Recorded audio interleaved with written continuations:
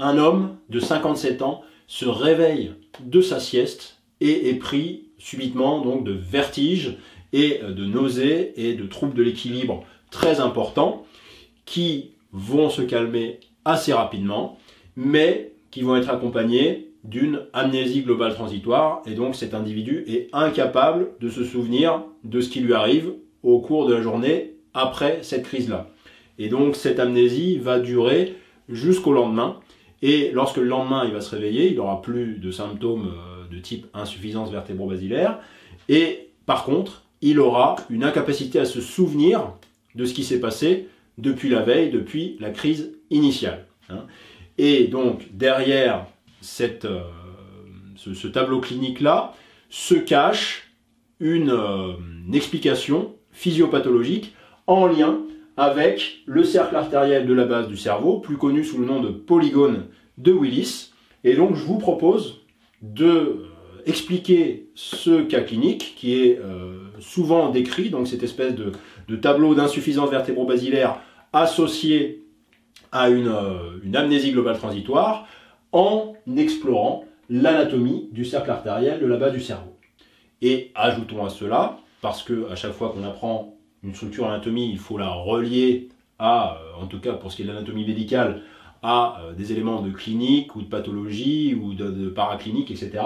Donc quel est l'intérêt, ou quels sont les intérêts pour vous de connaître et d'apprendre l'anatomie du cercle artériel de la base du cerveau? Eh bien, pour ma part, j'en vois 4 que je vais vous exposer ici et qu'on exposera au fur et à mesure de la vidéo et des suivantes consacrées donc au polygone de Willis. Donc, premier intérêt, c'est que, ce qu'il faut bien comprendre, c'est que le cercle artériel de la base du cerveau, quand tout va bien, quand toutes les artères sont saines, il est, on va dire, inutile dans le sens où il n'est pas sollicité outre mesure. Donc effectivement, quand toutes les artères vont bien et qu'elles sont fonctionnelles et que tous les territoires cérébraux sont vascularisés, il n'y a pas de nécessité d'avoir des communicantes, par exemple postérieures ou antérieures, etc.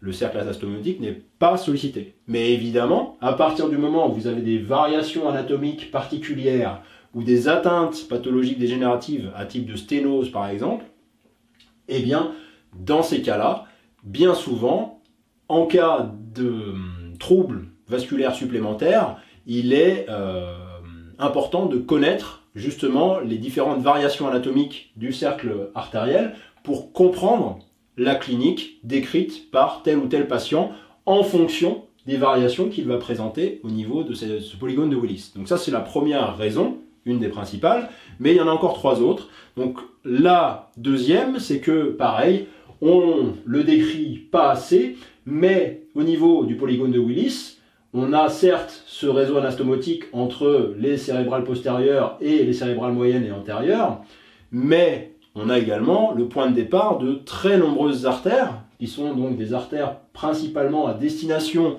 du diencéphale, et qui effectivement vont venir vasculariser l'entièreté, enfin une grande partie en tout cas, des structures situées au niveau du diencéphale, et notamment les noyaux de la base, donc anciennement les noyaux gris centraux, et les structures également paraventriculaires. Donc ça, c'est le deuxième intérêt, parce que évidemment, il y a pas mal de pathologies qui viennent siéger au niveau de ces artères, et notamment les AVC de type hémorragique sur notamment les artères ici centrales, antérolatérales par exemple, au niveau de la cérébrale moyenne, et qui donc sont évidemment souvent fatales pour l'individu, parce qu'en plus de ça, elles sont d'accès très difficile, puisque effectivement leur point de départ est situé vraiment à la base du cerveau au niveau de ce cercle artériel, et que c'est une zone très difficile d'accès d'un point de vue chirurgical.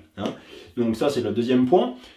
Et donc on verra principalement ces 2 points-là dans cette vidéo. Et ensuite, les 2 intérêts cliniques suivants, ils sont plutôt d'ordre topographique, justement en lien avec les rapports du cercle artériel avec les éléments en présence. Et notamment, donc on a tout d'abord par exemple les émergences des nerfs crâniens, et notamment ici on peut le voir, le 3e nerf crânien, donc le nerf oculomoteur, qui va passer entre la cérébrale post en haut et la cérébelleuse sup en bas.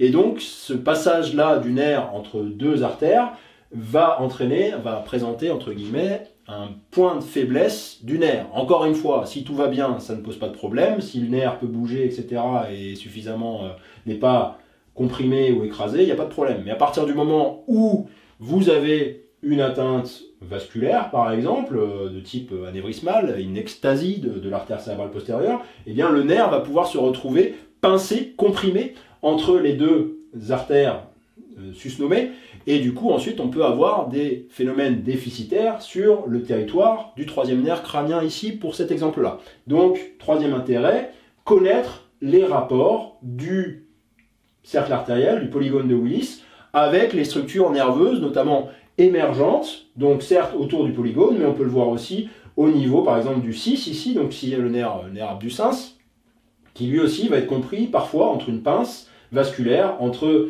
l'artère cérébelleuse moyenne ou inféro-antérieure et l'artère auditive interne ou labyrinthique. Et pareil, effectivement, on a ensuite des dispositions comme ça des artères qui vont passer au niveau de certaines structures nerveuses. Et du coup, évidemment, quand on a une atteinte vasculaire, par déformation anévrismale en gros, quand on a des atteintes anévrismales, eh bien c'est là que les structures en présence peuvent être atteintes. Et justement, quatrième intérêt de connaître le polygone de Willis, c'est qu'on a justement au niveau du polygone de Willis la majorité des déformations anévrismales les plus importantes de la boîte crânienne. Et donc en fait les plus gros anévrismes au niveau intracrânien siègent principalement au niveau des artères de ce polygone de Willis et notamment de l'artère communicante antérieure. D'où l'intérêt, je le rappelle, de connaître le cercle artériel de la base du cerveau et ses rapports directs avec les structures en présence, et notamment ici, on le voit, le chiasma optique. Voilà, donc pour ces 4 raisons, il est indispensable de connaître voilà, au moins les éléments principaux des artères, des artères qui constituent le polygone de Willis, le cercle artériel de la base du cerveau. Voilà, cela étant dit, eh bien, on n'a qu'à se mettre au travail, on va voir ça plus dans le détail. Évidemment, avant, je vous rappelle que je mets à votre disposition les schémas de la vidéo, gratuitement, téléchargeables gratuitement, que vous pouvez imprimer, vous pouvez les utiliser pour suivre cette vidéo, prendre vos annotations, etc., ou même pour vos fiches de révision. Pour cela, il vous suffit de vous abonner à la newsletter, le lien est dans la description. Vous obtenez le PDF qui contient les schémas, et après vous en faites ce que vous voulez. Voilà, tout cela étant dit, eh bien, on a du pain sur la planche, alors on y va.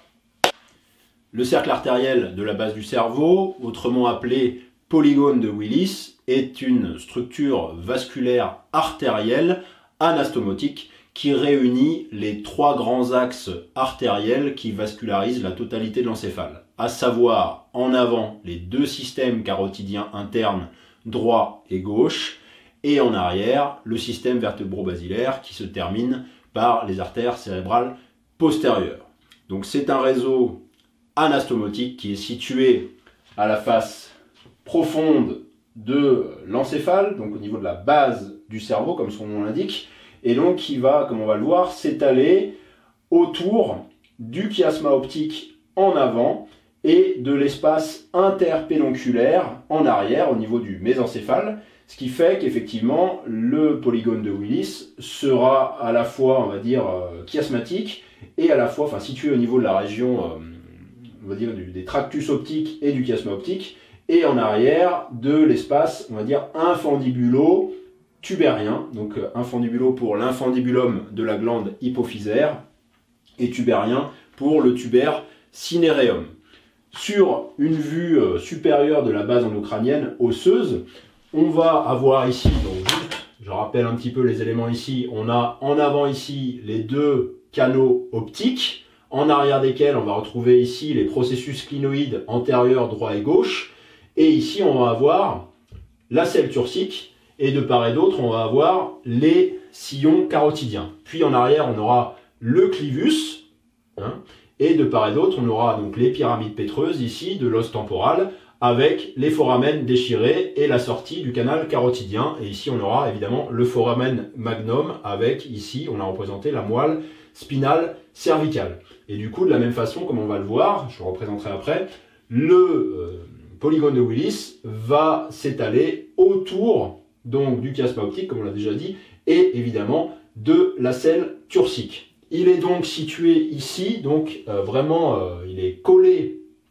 à la base endocrânienne, osseuse, dont il est séparé par la dure-mère crânienne qui tapisse vraiment les structures osseuses du cerveau, et l'arachnoïde qui justement contient, enfin qui entre guillemets délimite l'espace infra ou sous-arachnoïdien dans lequel est contenu le polygone de Willis. Donc le polygone de Willis est situé dans l'espace entre l'arachnoïde, donc couche intermédiaire des méninges, et donc en dessous, et la pimère au-dessus, donc pimère qui tapisse les structures nerveuses qu'on a déjà évoquées.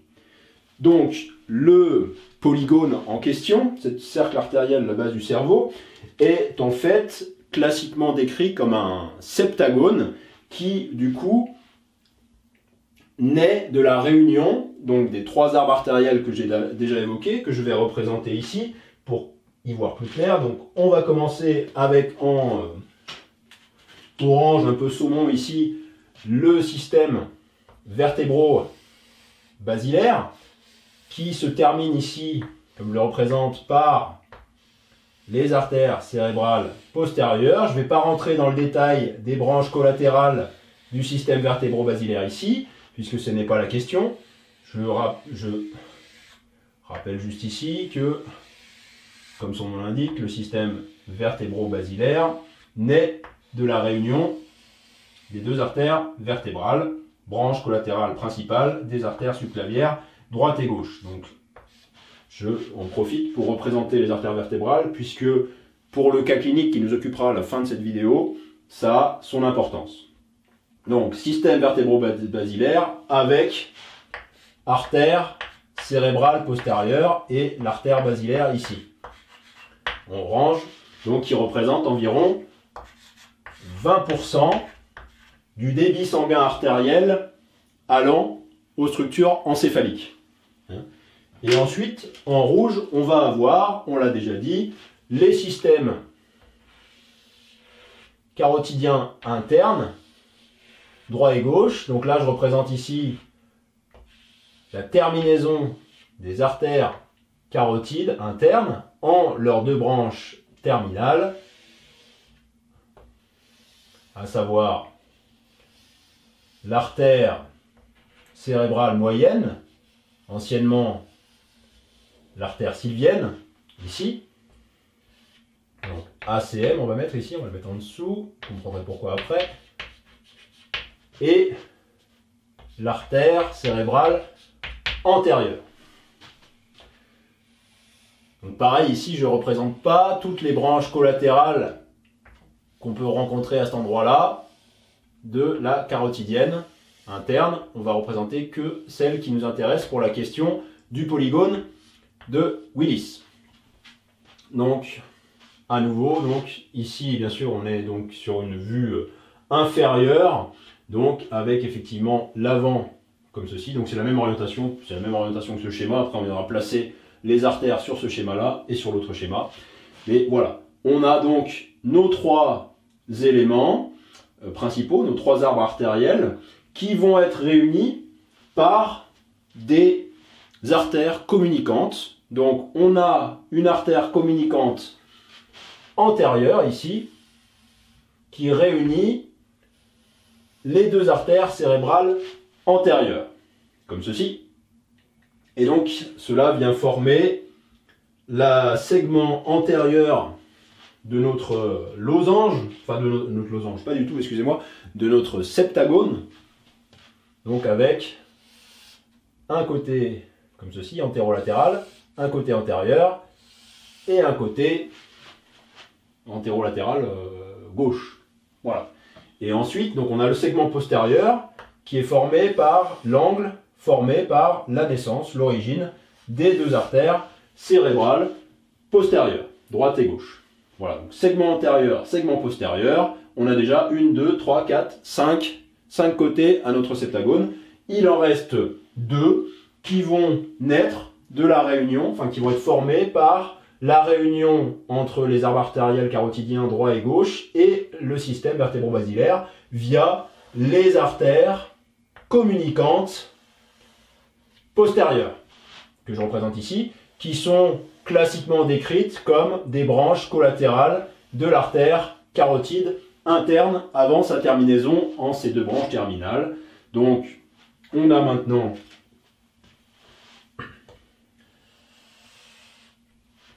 les deux côtés des 2 et 4 angles manquants de notre septagone. Et donc, effectivement, on a une structure polygonale, comme ceci, qui est parfois décrite comme un hexagone, certainement quand, effectivement, on a plutôt un angle aigu ici entre les deux cérébrales antérieures. Bref, vous avez donc ici la structure qui est représentée. Donc, avant d'évoquer les branches collatérales du polygone de Willis à proprement parler, bon, évoquons très rapidement, parce que pareil, ça aura un intérêt un peu plus tard quand on parlera du cas clinique évoqué précédemment. On a ici la présence de l'artère choroïdienne antérieure, ici comme ceci, pour les plexus choroïdes. Et on a également, qui naissent de la cérébrale postérieure, on a des artères choroïdiennes. Alors en ancienne nomenclature, c'était la principale et l'accessoire. En nouvelle nomenclature, maintenant, on parle des artères choroïdes latérales, enfin artères choroïdes post, pardon, latérales et médiales. Comme ceci. Voilà, on peut évoquer aussi la présence, bon, on le verra après, je ne vais pas trop rentrer dans les détails ici, on va se concentrer sur le polygone de Willis et ses branches. Mais, donc, on va maintenant le mettre en situation, donc, sur cette vue de l'encéphale, cette vue inférieure de l'encéphale, avec, pour commencer,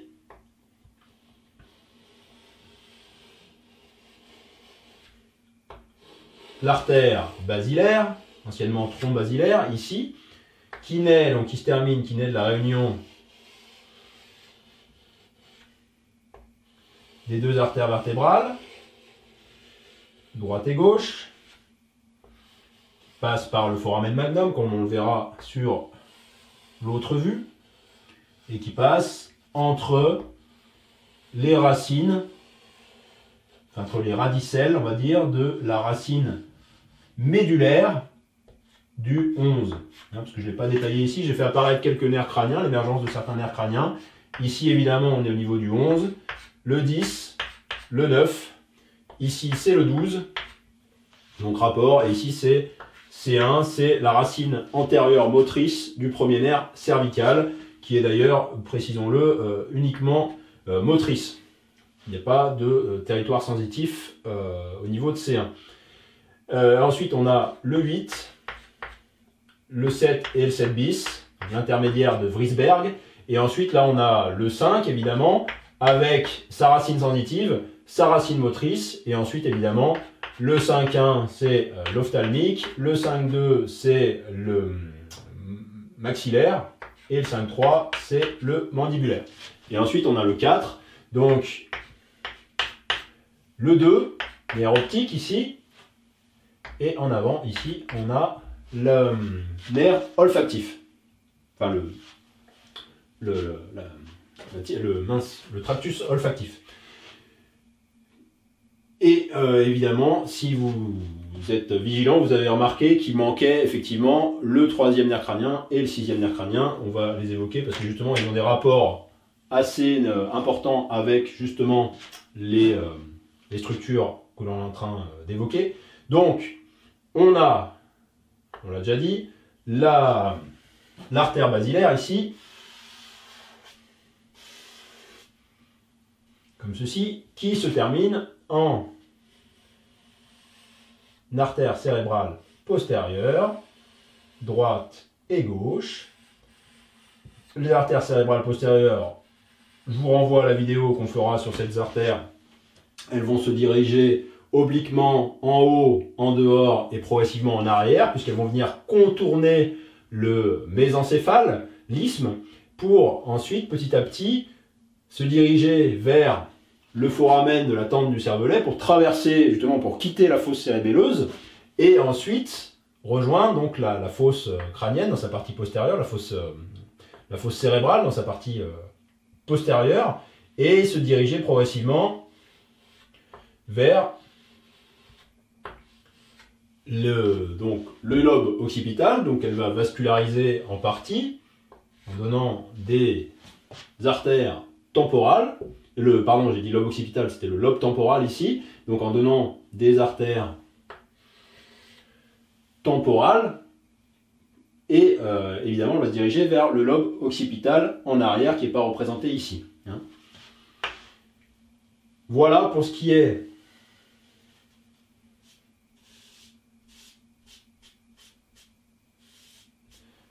de l'arbre artériel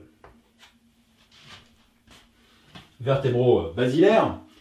Et on va évoquer également, donc on l'a dit, la présence du troisième nerf crânien qui va avoir un rapport très particulier entre cette terminale, la cérébrale postérieure, et une autre collatérale de l'artère basilaire, à savoir l'artère cérébelleuse supérieure. C'est-à-dire que le troisième nerf crânien, qui va naître ici de l'espace interpédonculaire, va se diriger obliquement en dehors et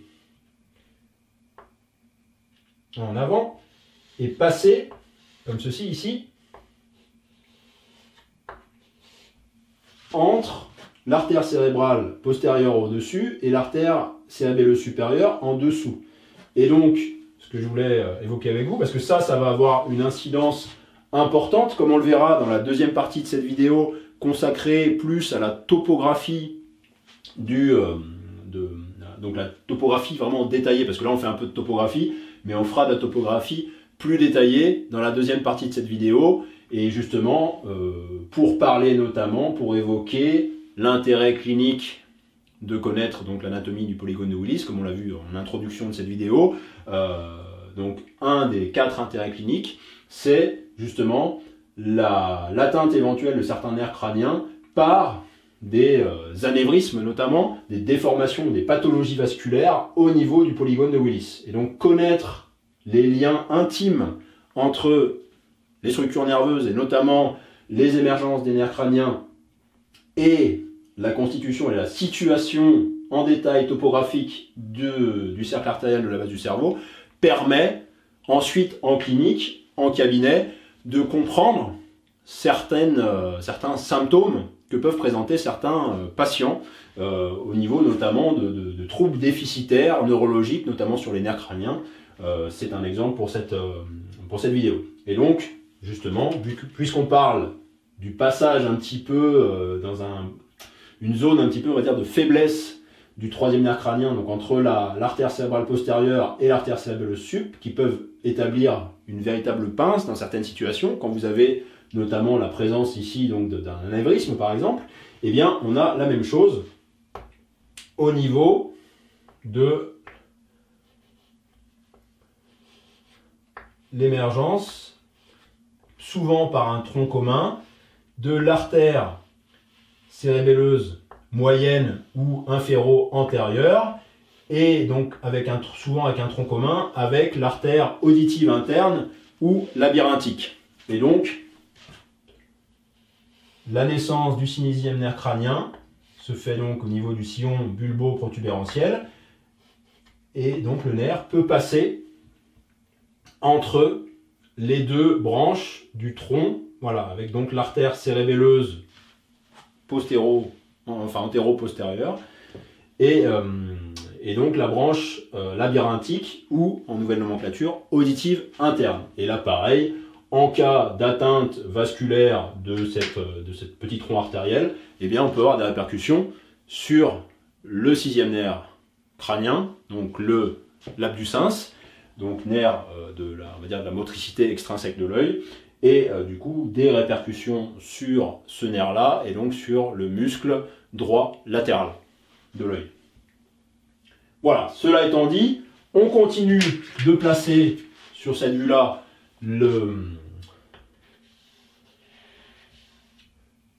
l'arbre artériel maintenant, les arbres artériels carotidiens droit et gauche, avec ici donc on représente les carotides internes dans leur terminaison. Et ici donc pareil, en termes de rapport élémentaire, on va avoir ici la naissance de la cérébrale antérieure, puis la cérébrale moyenne qui se continue ici, donc qui passe au-dessus du lobe temporal. Donc je vous renvoie à la vidéo qu'on fera sur l'artère cérébrale moyenne pour en savoir plus sur la cérébrale moyenne. De même évidemment pour la cérébrale antérieure, qui va passer, elle, au-dessus du chiasma optique, puis rejoindre la lame optique ici, et petit à petit donc se diriger vers l'axe médian, et rejoindre la scissure interhémisphérique, et ensuite passer comme ceci au-dessus des corps calleux.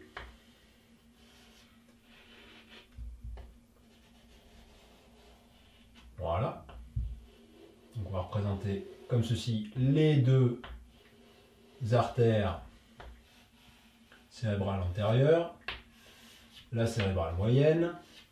Rappelons ici la choroïdienne antérieure qui a un trajet, on va dire, orienté vers l'arrière et qui donnera aussi quelques branches pour la partie tout antérieure du lobe temporal, comme on le verra sur la coupe que j'ai représentée ici.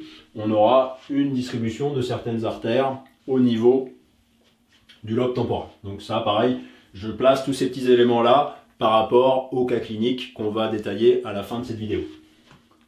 Donc, on a ensuite placé les deux arbres artériels. Donc maintenant, il va s'agir de placer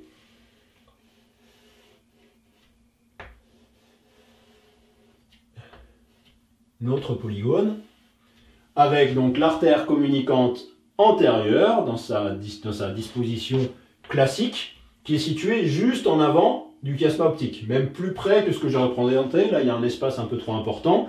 Et ça aussi, on le verra dans la suite de cette vidéo consacrée au rapport topographique important avec le polygone de Willis. C'est la proximité entre l'artère communicante antérieure et le chiasma optique, et le fait que l'artère communicante antérieure est le siège privilégié au niveau du polygone de Willis et même de l'ensemble des artères du crâne, endocrâniennes, d'ectasie, donc c'est-à-dire de dilatation anévrismale, et qu'évidemment un anévrisme peut venir comprimer très facilement une structure nerveuse. Et donc des anévrismes refoulant certaines structures nerveuses, notamment le chiasma optique, ça se voit effectivement, et ça peut entraîner, donc vous l'avez compris, des déficits visuels, notamment par atteinte du chiasma optique. Donc pareil, là je vous renvoie à la vidéo suivante pour en savoir plus, ainsi que à la vidéo qu'on fera sur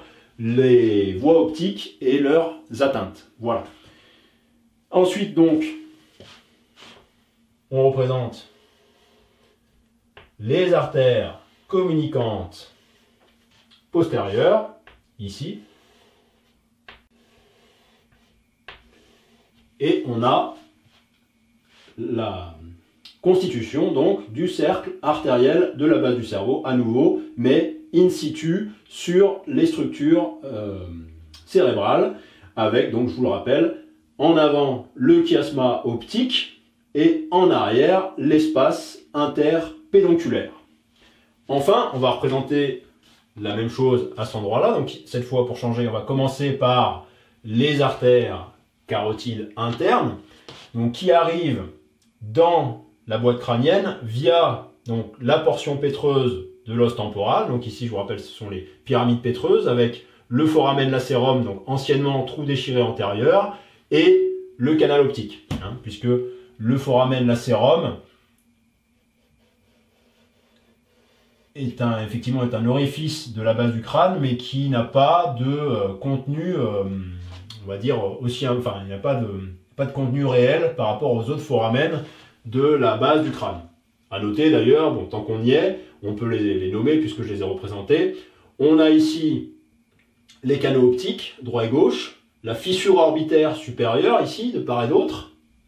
Ensuite, on a le foramen rond, le foramen ovale, le foramen épineux, avec justement l'empreinte de l'artère méningée moyenne. Pareil, on détaillera la vascularisation des méninges, parce que c'est très important, notamment par rapport pour la bonne compréhension de la physiopathologie des migraines. Donc je vous renvoie à cette vidéo-là, si vous voulez en savoir plus sur les migraines, donc sur les artères méningées et tout le système artériel méningé. Voilà. Et donc ensuite, en avant, on a deux foramen inconstants que j'ai quand même mentionné. Donc on a un foramen dit de Vesal et un foramen dit d'Arnold ici. Là, vous avez l'empreinte du ganglion trigéminal de Gasser. Et ensuite, en arrière, vous avez le méa acoustique interne qui laisse passer principalement le nerf vestibulo-cochléaire, mais aussi le nerf facial et son intermédiaire. Et en arrière duquel, on retrouve un foramen pétromastoïdien. Et ensuite, on a le foramen de l'aqueduc du vestibule. À noter ici, je ne les ai pas représentés, mais tant qu'on y est, on a les hiatus pétreux, pour les nerfs donc grands et petits pétreux. Et ici, on a le foramen jugulaire, anciennement trou déchiré postérieur. Et au même niveau, on va avoir ici les foramen de l'hypoglosse, qui laisse passer donc le 12e nerf crânien.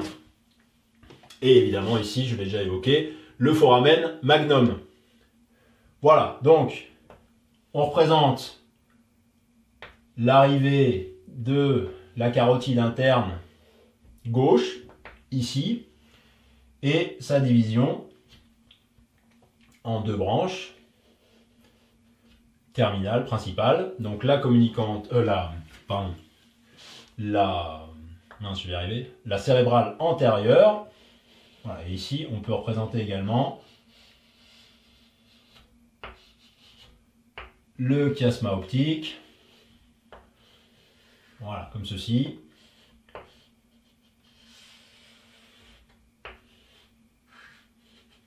En arrière duquel on va retrouver, on peut la mentionner au-dessus de la selle turcique, on va avoir le diaphragme de l'hypophyse ici, donc, qui est perforé pour laisser passer l'infundibulum de l'hypophyse, anciennement la tige pituitaire.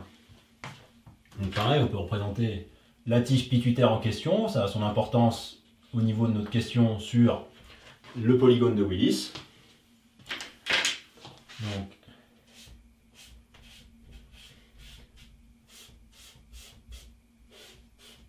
voilà, le chiasma optique, au-dessus duquel donc va passer, on l'a déjà dit, l'artère cérébrale antérieure, droite, enfin la gauche ici, et on va représenter la droite, comme ceci. Voilà. Et ici, on a évidemment la cérébrale moyenne qui poursuit le trajet principal de l'artère carotide interne. Hein, vraiment, là, on a beau dire que les deux terminales de la carotide interne sont la cérébrale antérieure et la cérébrale moyenne. D'un point de vue du trajet général des artères, là, c'est vraiment la cérébrale moyenne qui poursuit la carotide interne. D'où la recrudescence, enfin d'où la fréquence statistique des AVC de l'artère cérébrale moyenne, pour ce qui est des AVC par embole notamment, effectivement, embole sur l'arbre artériel, enfin du coup l'arbre artériel carotidien évidemment, donc évidemment, puisque la cérébrale moyenne poursuit le trajet de la carotide interne, eh bien on a une plus grande probabilité que les emboles en provenance de l'arbre artériel carotidien correspondant se termine dans la cérébrale moyenne et ses branches, plutôt que dans la cérébrale antérieure, ou même la choroïdienne, ou même l'artère ophtalmique, qu'on n'a pas représentée pour l'instant ici, mais qui serait située, donc ici, si on le représentait, en dessous du nerf optique. Voilà, comme ceci. Elle passerait dans le canal optique. Donc là, évidemment, si on la représentait, elle serait ici, elle passerait en dessous du nerf optique.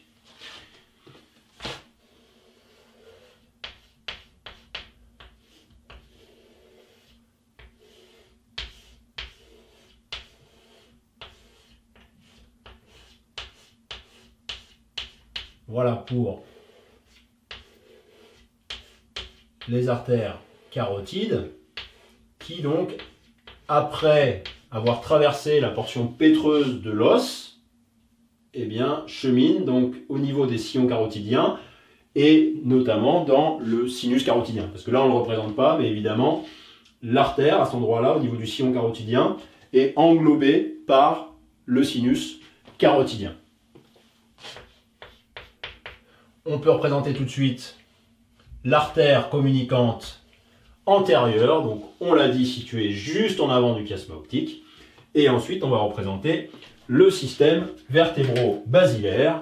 Donc, vous le savez, les artères vertébrales, après avoir cheminé entre les foramen, vertébraux des vertèbres de la plupart du temps C6 jusqu'à C1, les artères vertébrales contournent la masse, la partie postérieure des masses latérales de l'atlas pour pénétrer dans le canal rachidien et ensuite cheminer progressivement, donc s'antérioriser, passer en avant de la moelle cervicale, puis de la moelle allongée, donc du bulbe, et se réunir en avant du pont en artère basilaire, comme ceci, et venir ensuite se diviser au niveau donc du sillon, on va dire ponto-mésencéphalique, en artère cérébrale postérieure. Ceci. Et évidemment, on a ensuite les artères communicantes postérieures, droite et gauche, qui vont venir fermer le fameux septagone qu'on a déjà évoqué, comme ceci. Et donc celles-là, elles passeront, mince, je l'ai mal représenté, excusez-moi, elles passeront en dessous du chiasma optique. Donc on a à nouveau notre septagone, notre polygone, notre cercle artériel, constitué par les 7 côtés et qui englobe donc chiasma optique en avant, il y a une partie du tractus optique, et en arrière, donc la région infundibulo-tubérienne, donc dans l'espace interpédonculaire par rapport aux pédoncules cérébraux du mésencéphale. Donc maintenant qu'on a fait quelques éléments, qu'on a bien placé le polygone de Willis, on va maintenant évoquer les branches collatérales de ce polygone. Parce que bien souvent, effectivement, on représente le polygone comme ça, et terminé. Et en fait, il y a énormément d'artères qui vont naître directement du polygone en question, donc des artères constitutives du polygone, et qui vont vasculariser un grand nombre de structures, et notamment des structures essentielles via donc ce cercle artériel partent notamment donc les artères qui se destinent au diencéphale, donc au noyau gris de la base, enfin les noyaux de la base, donc anciennement les noyaux gris centraux, les structures périventriculaires, on va dire, et même les structures hypothalamiques, hypophysaires, etc. Donc il y a énormément d'artères qui naissent de ce polygone de Willis et qui sont trop peu souvent représentées et qu'il faut représenter parce qu'elles ont un intérêt pareil clinique et chirurgical de premier ordre. Hein, donc c'est notamment, je l'ai dit, les artères centrales, où elles ont plusieurs noms. Le nom le plus simple, c'est les artères centrales, courtes et longues, en nouvelle nomenclature. On a aussi les artères thalamostriées. Et effectivement, on va les évoquer maintenant, parce que c'est important. en fait, on connaît mieux leur disposition depuis le développement des techniques d'artériographie, ou même maintenant d'angioscanner ou autre, avec injection de produits de contraste dans les artères. C'est à partir de ce moment-là qu'on a pu explorer beaucoup plus facilement le territoire de ces artères et qu'on s'est rendu compte effectivement qu'elles se distribuaient à toute la partie centrale de l'encéphale, donc principalement le diencéphale avec les noyaux gris centraux, et que effectivement ces structures vasculaires ne sont pas anastomosées avec les territoires corticaux. Et que du coup, il y a très souvent des atteintes. Donc pareil, c'est l'autre intérêt clinique de cette question anatomique du polygone de Willis, c'est le point de départ. Donc le polygone de Willis est le point de départ des artères centrales qui se destinent donc à vasculariser les structures, on va dire, principalement diencéphaliques et les noyaux de la base, etc. Donc tout ce territoire nerveux central du cerveau. Et du coup, les atteintes, notamment hémorragiques de ces artères, ont des conséquences dramatiques parce que, effectivement, ça déclenche des hémorragies internes au sein du cerveau avec un refoulement plus ou moins rapide des structures et évidemment tout ce qui s'ensuit, une hypertension intracrânienne, etc., etc., des écrasements des structures nerveuses. Voilà, donc pour ça, je vous renvoie à la physiopathologie des hypertensions intracrâniennes. Et du fait de l'accessibilité très difficile du polygone de Willis et de l'origine de ces artères, donc il est très difficile d'aller actuellement avec les techniques chirurgicales modernes, de ce que j'en ai la connaissance, parce que peut-être qu'il y a des techniques plus révolutionnaires actuellement qui permettent de collaber des artères hémorragiques, mais j'en ai pas la connaissance. Mais toujours est-il que, effectivement, en cas d'hémorragie, on le verra, en représentant les artères, eh bien, effectivement, du fait que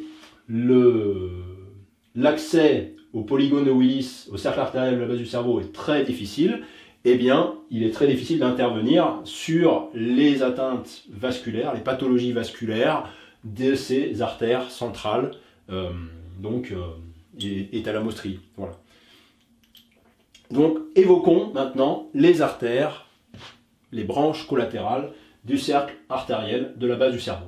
Donc, pour commencer, on a parlé des artères centrales, il y en a des courtes, il y en a des longues, je ne vais pas rentrer trop dans les détails dans cette vidéo-là, on détaillera un peu plus quand on abordera les artères cérébrales antérieures, les artères cérébrales moyennes, les artères cérébrales postérieures. Toujours est-il que globalement, on a également des artères qui vont vasculariser les structures nerveuses avoisinantes, avec notamment, pour commencer, des artères pour le chiasma optique, donc des artères chiasmatiques. On a des artères, évidemment, infundibulaires pour l'infundibulum, mais de manière générale, ici, on a, si vous connaissez les branches collatérales, donc je vous renvoie à la vidéo sur les branches collatérales de l'artère carotide interne, on a évidemment à cet endroit-là la naissance des artères hypophysaires supérieures et inférieures qui vont donc se distribuer à la glande hypophyse. Donc l'inférieure va naître directement plus bas, elle va pénétrer dans la selle turcique, la supérieure un peu plus haute, elle va rejoindre la glande via l'infundibulum, via la tige pituitaire. On a évidemment donc des artères du tuber cinereum, des artères du corps mammillaire, etc. Donc c'est des artères, donc c'est un peu les artères centrales, on va dire courtes, qui vascularisent les éléments en présence. Et ensuite, on a des artères, vraiment les artères centrales à proprement parler. Donc on a des artères centrales antéro-médiales qui naissent de l'artère communicante antérieure et aussi de l'artère cérébrale antérieure dans son premier segment. C'est le segment, disons que c'est le segment initial de l'artère cérébrale antérieure qui donne ces branches-là. Et ensuite, après la communicante antérieure, on passe sur les segments suivants de l'artère cérébrale antérieure. De manière générale, comme on va le voir, la distribution des artères cérébrales se fait selon la même modalité, c'est-à-dire qu'on a toujours un premier segment qui donne des artères centrales longues, à destination principalement du diencéphale, et on a ensuite les segments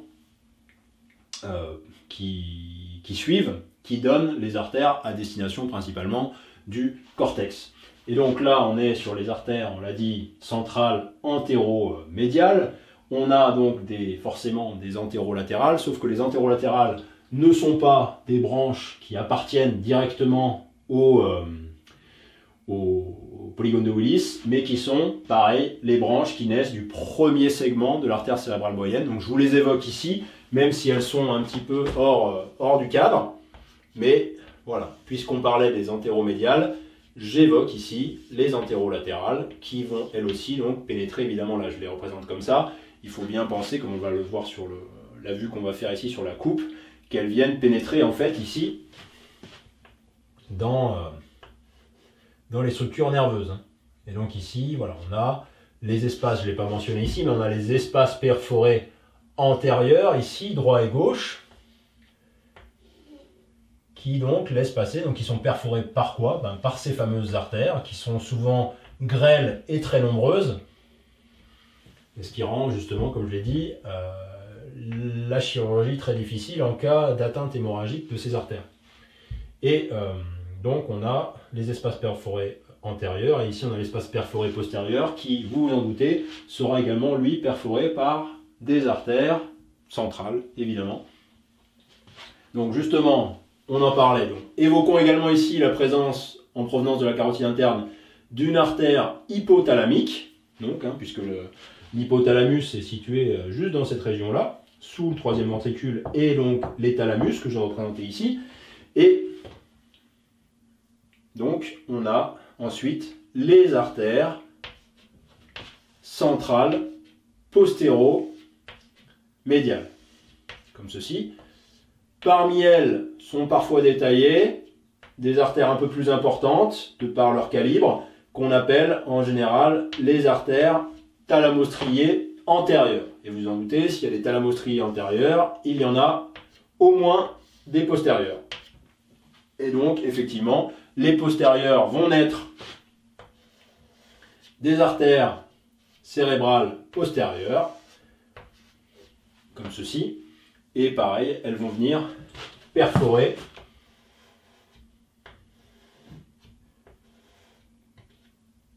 les structures qui sont encerclées par ce polygone de Willis. Et donc évidemment, on aura également des artères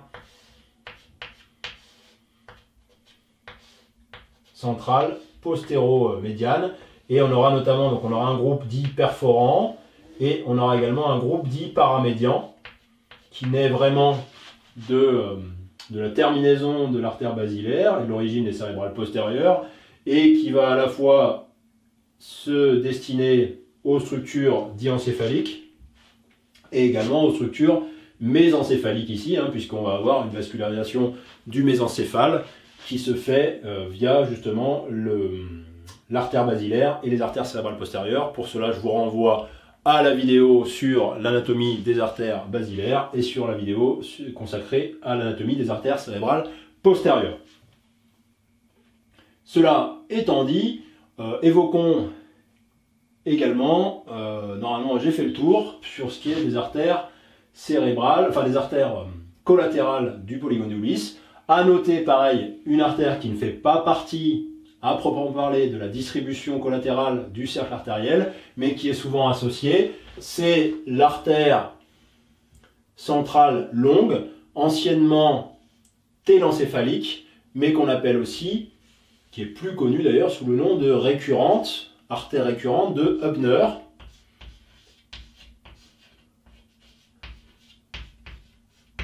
Voilà. Maintenant qu'on a parlé des collatérales sur cette vue-là, qu'on a représenté un petit peu ici, on va évidemment les représenter ici pour bien comprendre l'intérêt clinique de cette question du cercle artériel de la base du cerveau, avec donc l'origine de ces artères centrales longues. Donc ici, on représente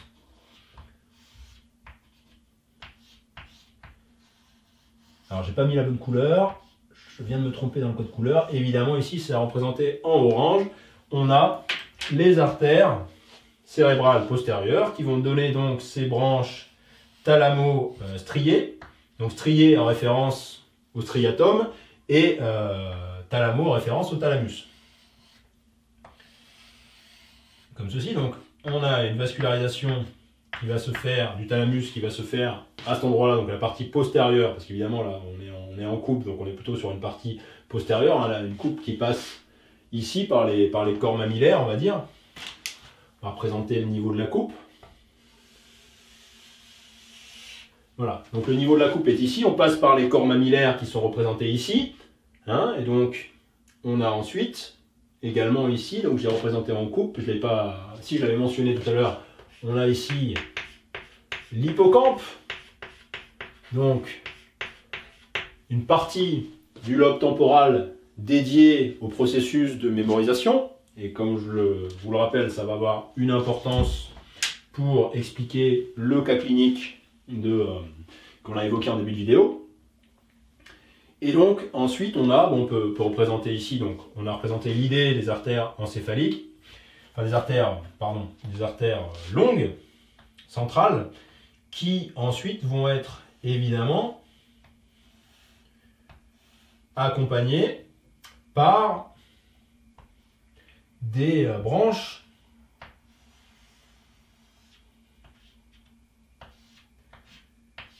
en provenance des autres structures vasculaires du polygone de Willis et des autres structures en présence, notamment les choroïdiennes, avec la choroïdienne antérieure ici, qui va donner des branches au niveau de la capsule interne, mais qui donnera aussi des branches dans la partie plus antérieure, au niveau de l'hippocampe. Et on a ensuite ici la cérébrale moyenne, qui donne des branches comme ceci, qu'on a déjà évoqué. Ce sont les artères centrales antéro-latérales, qui sont situées ici, et qui vont se distribuer au globus pallidus et au pulvina. Et ici on a le claustrum, donc capsule interne, capsule externe, capsule extrême, l'insula, et lobe temporal, lobe pariétal. Et donc on a une vascularisation comme ça qui se fait depuis les structures à proximité du cercle artériel de la base du cerveau, alors qu'ensuite la vascularisation corticale va se faire par la portion plus terminale des artères cérébrales antérieures, moyennes et postérieures. Ce qui fait donc qu'on a une distribution schématique en deux segments principaux pour une artère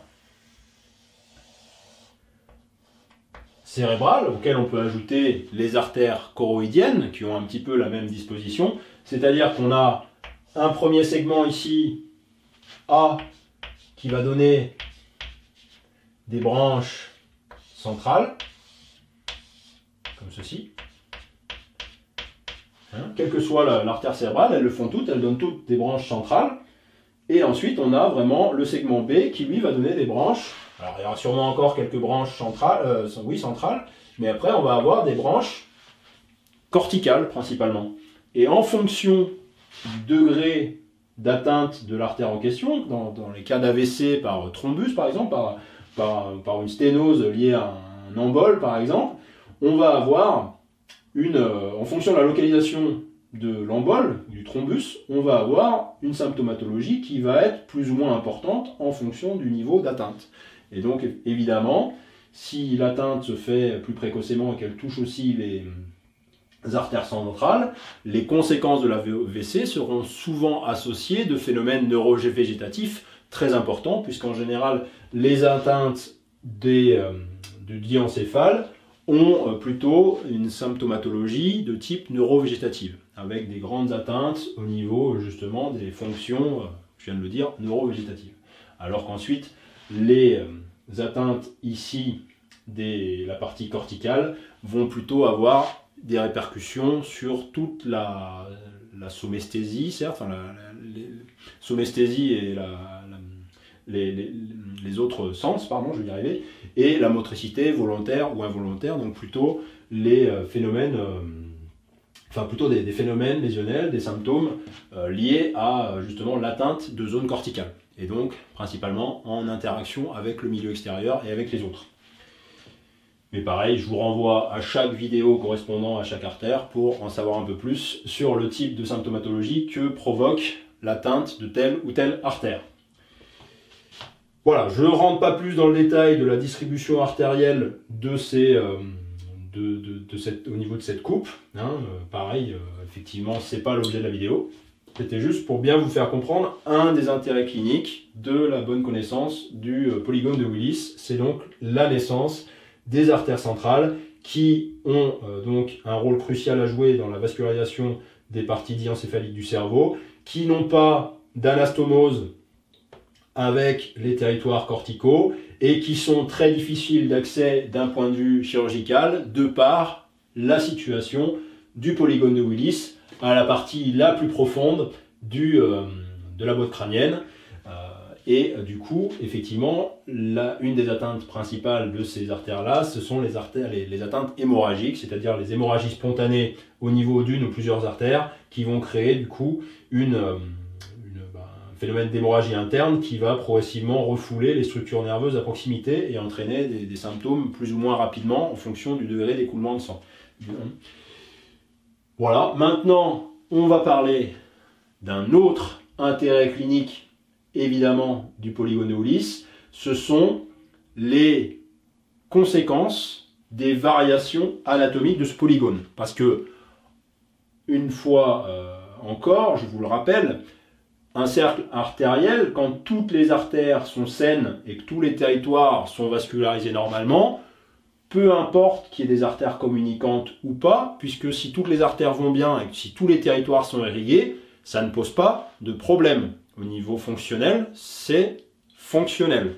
Par contre, c'est évidemment lorsqu'on a la rencontre entre des petites ou grandes variations anatomiques au niveau de ce cercle artériel et éventuellement aussi des atteintes pathologiques avec, je ne sais pas, une sténose d'une des artères et ensuite un phénomène surajouté, un nouveau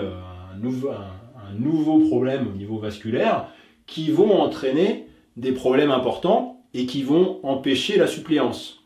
C'est bien ça qu'il faut comprendre, c'est que d'un point de vue, quand tout va bien, quand toutes les artères sont saines, quand les territoires sont vascularisés, la présence ou non d'artères communicantes ne change rien. C'est à partir du moment où on a une atteinte d'un des territoires vasculaires que les artères communicantes ont un intérêt, direct ou indirect, dans l'apport de sang à une région qui subitement en est privée. On va détailler ça par des exemples. Je vais juste avant ça vous évoquer les différents types de variations anatomiques du polygone de Willis. Alors il y en a une myriade, donc je ne vais pas toutes vous les détailler. Je vous ai préparé quelques planches anatomiques, si ça vous intéresse d'en savoir plus, j'ai préparé quelques planches anatomiques qui représentent un grand nombre de variations anatomiques au niveau des cercles artériels, mais globalement, on peut les organiser de la manière suivante, c'est-à-dire qu'on va avoir ici le type dit classique, qui serait présent dans 40 à 60% des cas, et effectivement, ensuite, à partir de là, on va avoir plusieurs types de variations. On va avoir les variations par, on va dire, souvent considéré comme hypoplasique ou par disposition filiforme des artères, donc c'est-à-dire une variation de cette configuration-là, juste par la présence d'artères donc hypoplasiques, donc c'est-à-dire vraiment très fines, avec donc un débit très faible, et effectivement qui sont presque non fonctionnels en l'état, ou très peu fonctionnels, avec peu de sang à circuler, mais qui du coup, du fait de leur présence, peuvent progressivement s'adapter à des changements de conditions hémodynamiques locales, c'est-à-dire qu'elles sont présentes, donc elles peuvent ensuite se spécialiser pour apporter du sang à un territoire qui en serait subitement privé. Donc on a vraiment les types, on va dire, hypoplasiques ou sous-développés, entre guillemets, donc, ou filiformes. Donc en gros, c'est par exemple, si on représente un exemple ici, on aurait, donc là je représente juste avec des traits, on aurait ici, ah bah non, il va falloir que je les fasse plus grosses parce que sinon, voilà. Donc on a le type filiforme avec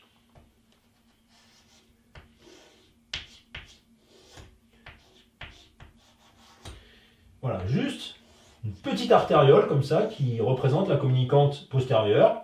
Ici, la communicante antérieure, par exemple, est normale, mais on a en fait une artère ou les deux artères qui sont filiformes, qui sont hypoplasiques, qui sont très peu développées et qui laissent passer peu de sang. Donc pareil, tant que tout va bien au niveau des autres artères, ben, pas de problème, elles ne sont pas sollicitées, mais elles n'ont pas besoin de l'être puisque les autres artères remplissent leur fonction.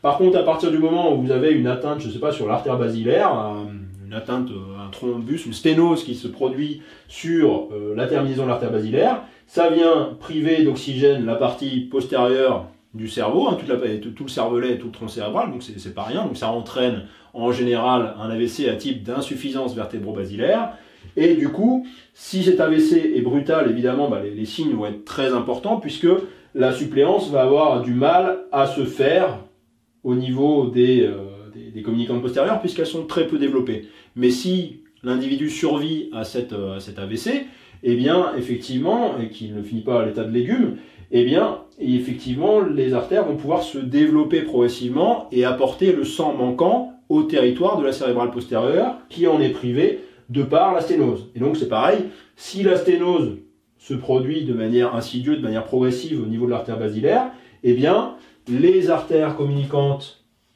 postérieures, d'abord hypoplasiques, auront, entre guillemets, tout le loisir de se développer progressivement pour compenser la baisse du débit de l'artère cérébrale postérieure, enfin basilaire ici. Hein.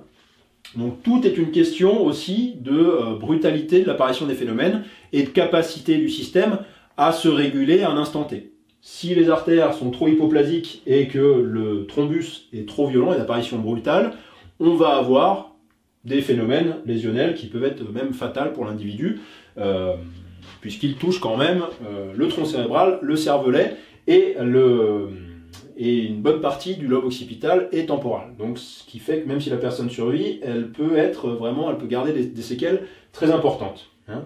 Donc voilà pour le type filiforme. Après, on peut avoir une grande variété de types filiformes. Parfois, c'est une artère cérébrale qui va être filiforme, etc. Donc on a ou une artère cérébrale antérieure, etc.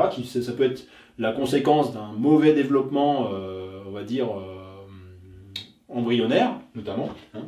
Mais voilà, là je rentre pas trop dans le détail, mais sachez qu'il y a plein de types différents. Ensuite, on a les types, on va dire, déficitaires, où on a carrément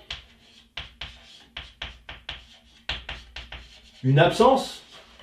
On a une absence d'une artère soit cérébrale, à son origine, c'est souvent à son origine, soit d'une artère communicante. Et donc là, on va prendre, exemple important, une absence, par exemple, de communicante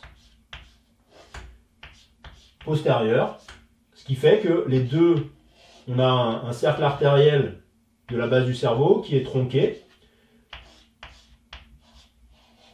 qui est incomplet, et donc qui présente une moins bonne capacité anastomotique, tout simplement. Et donc, si on a une atteinte d'un des territoires, l'autre territoire ne pourra pas compenser ce déficit. Donc, on a vraiment les types déficitaires. Après, on a différents types déficitaires, c'est-à-dire qu'on peut aussi avoir, par exemple, une cérébrale antérieure qui est absente à son origine et qui, du coup, puisqu'elle est absente à son origine, eh bien, elle va être compensée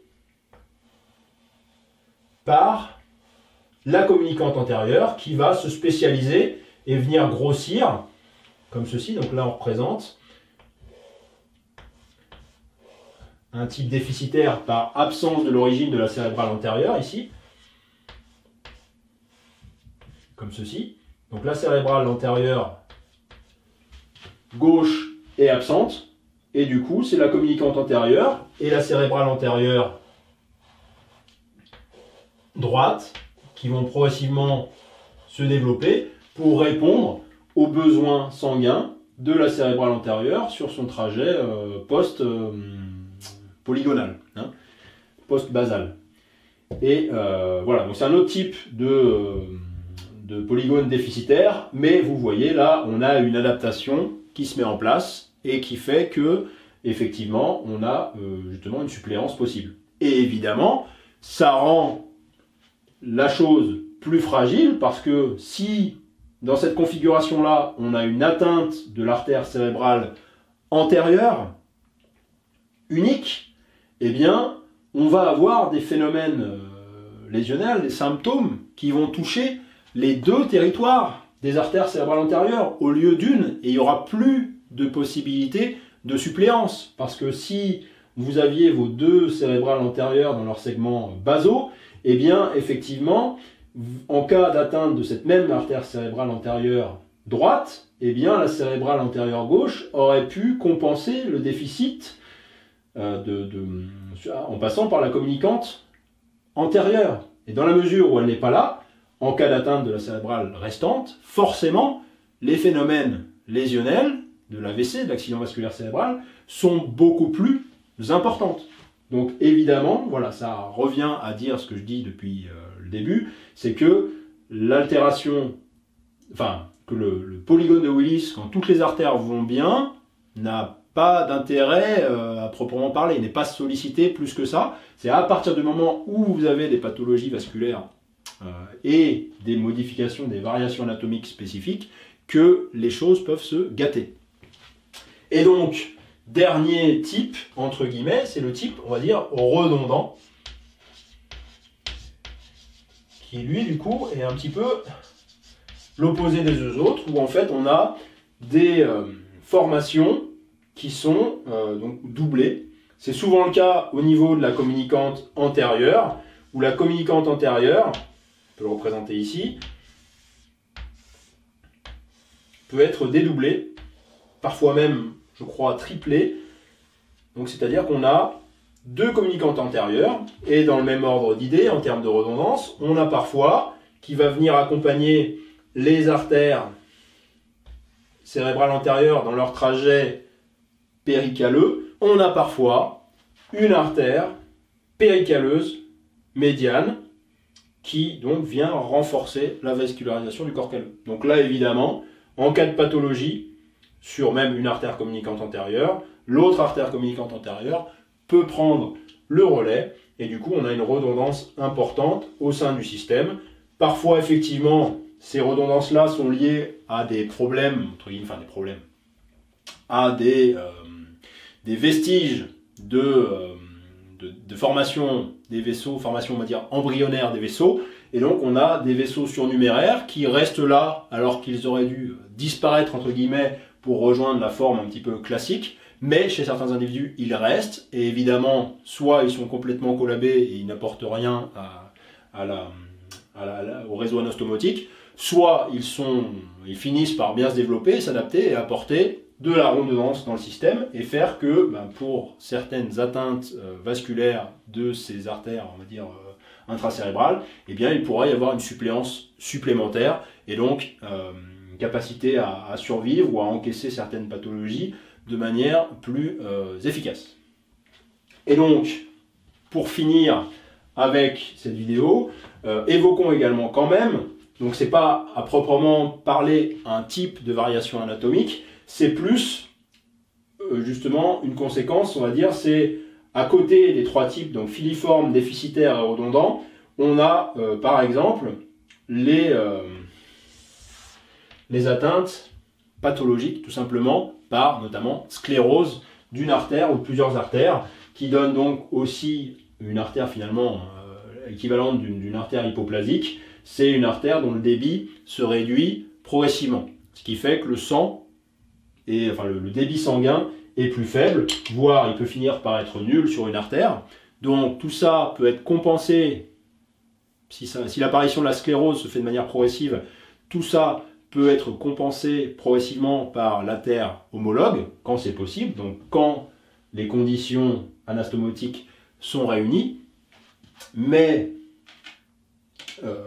justement, quand on a ensuite des phénomènes surajoutés, c'est là que les problèmes commencent, entre guillemets, et c'est le cas pour le cas clinique dont je vous ai parlé en début de vidéo, dont on arrive enfin à parler.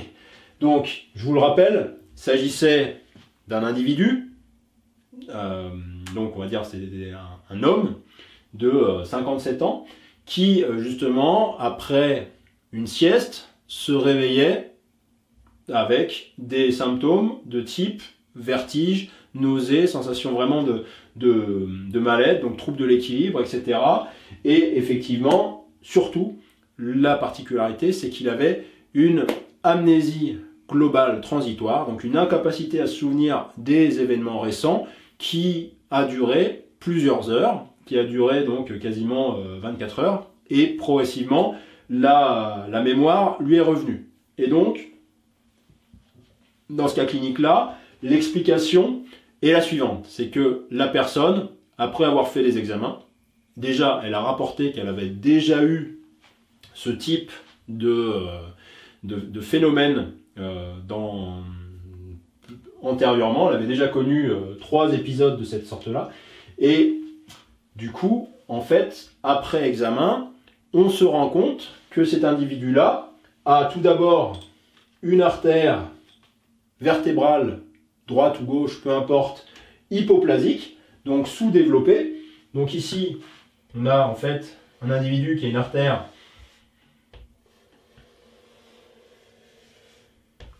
hypoplasique, vertébrale, donc ici à droite, ce qui fait que tout son système vertébro-basilaire dépend de l'artère vertébrale restante.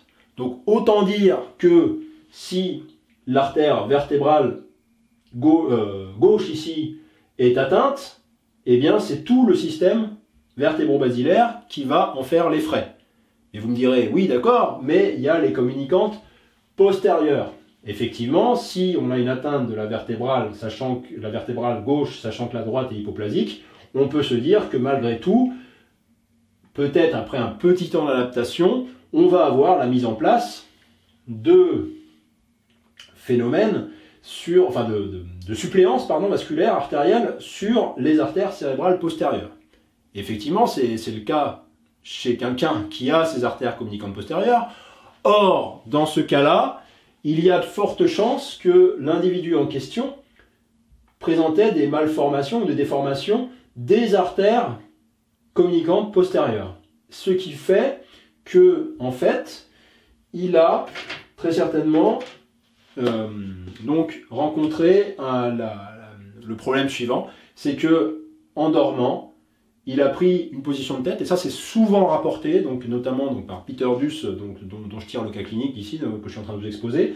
Donc on a donc un individu qui a une artère hypoplasique vertébrale, droite ou gauche, et l'autre artère est saine, mais effectivement s'il arrive quelque chose à cette artère-là, eh bien ça peut compromettre la vascularisation du territoire du système vertébro-basilaire. Hein. Et donc, si en plus on a une absence d'artère communicante postérieure, là c'est la double peine.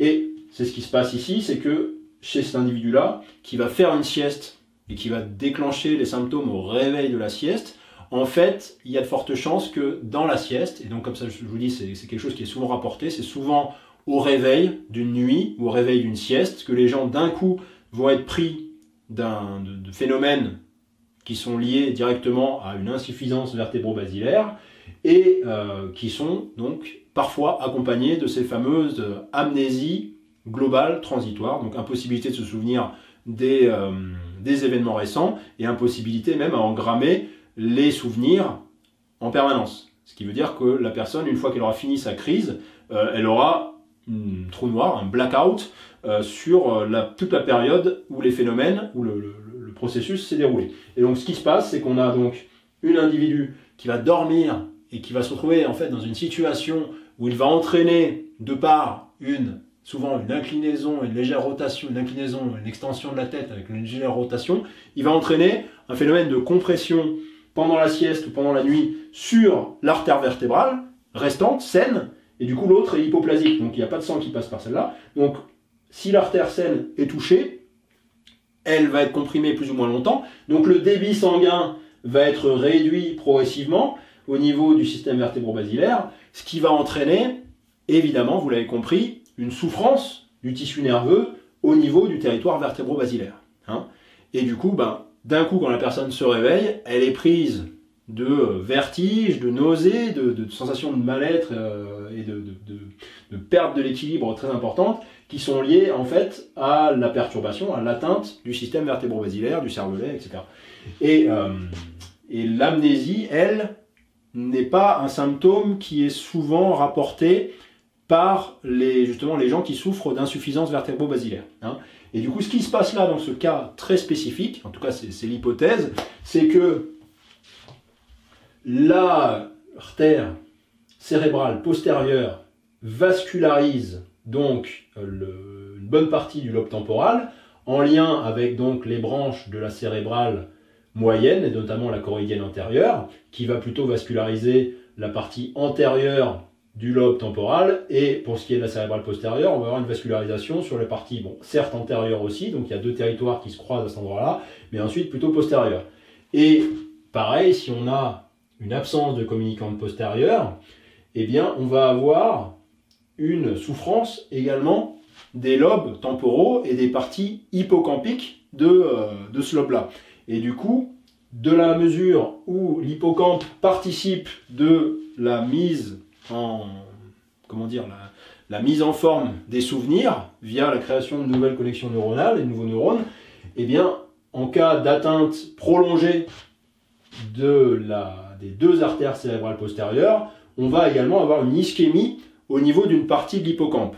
Et si il n'y a aucune suppléance possible, puisque les communicantes postérieures sont insuffisantes pour compenser ce déficit vasculaire, dans ces cas-là, on aura ce phénomène d'amnésie globale transitoire qui durera le temps que la vascularisation revienne. Alors en général, effectivement, on n'est pas sur des atteintes dégénératives des artères qui conduisent petit à petit à une altération complète des deux vaisseaux. Donc là, on est sur des phénomènes, enfin des atteintes dites, on va dire, fonctionnelles, de courte durée, mais qui en général, dans les cas cliniques, sont rapportées comme pouvant durer plusieurs heures. Et c'est souvent, effectivement, le lendemain que la personne retrouve sa capacité à mémoriser, mais ne retrouve pas ses souvenirs de la veille pendant l'épisode d'amnésie globale. Hein.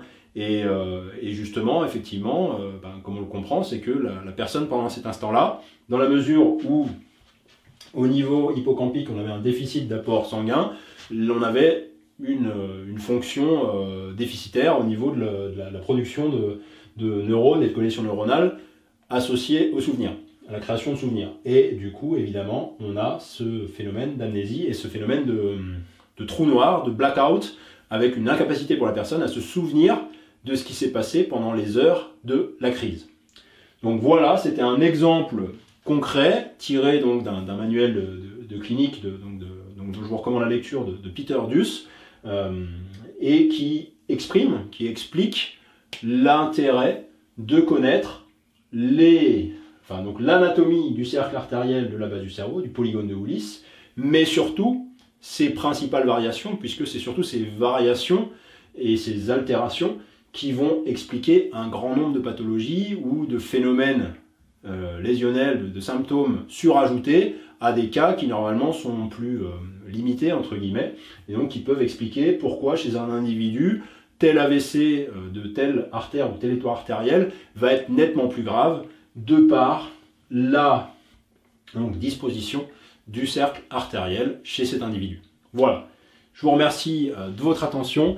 Je vous rappelle que je mets à votre disposition, certes, les illustrations anatomiques de cette vidéo, mais je vous rappelle aussi que je mets à votre disposition ma plateforme de révision et d'apprentissage de l'anatomie, donc avec des cours en ligne, des QCM, etc., pour vous aider à apprendre l'anatomie. Donc il y a une partie effectivement qui vous est accessible en passant par justement la newsletter. Hein, c'est très simple, si ça vous intéresse de rejoindre ma plateforme de cours en ligne et de révision, eh bien vous vous abonnez à la newsletter, vous recevez un mail qui vous donne l'accès à la plateforme en question et vous rejoignez et vous pouvez également poser toutes vos questions d'anatomie ou même de physiologie ou de clinique là-bas et j'y répondrai avec plaisir ainsi que la communauté.